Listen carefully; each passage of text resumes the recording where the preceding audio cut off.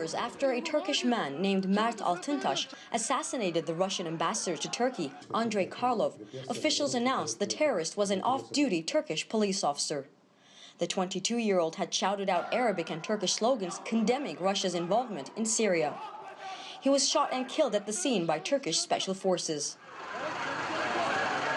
If the act of terrorism aimed at damaging relations between the two nations, the effect seems to be the opposite.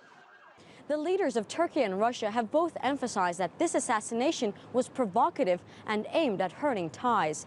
The attack comes at a time when the two countries have increased cooperation regarding the evacuation process of Aleppo, Syria. They will not come between Turkey and Russia.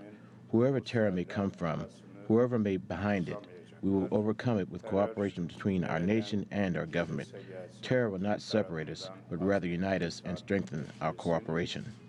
Per the agreement between Turkish President Erdogan and his counterpart Putin, officials from both countries will be carrying out a joint investigation. Meanwhile, Turkish authorities have detained 6 suspects as well as the parents and sister of the terrorist. Turkish police have been exploring links with the attacker and the Fethullah Gülen terror organization, believed to be behind the July coup attempt in Turkey. The group denies any connection. Analysts emphasize this attack shows a security vulnerability that Turkey must deal with. In terms of security, this is very critical. It's a very complicated issue because the assailant was a police officer that works within our own government. What are we to do from now on? Ask police officers to leave their weapons outside when they enter a conference or openings? It's a paradox in itself.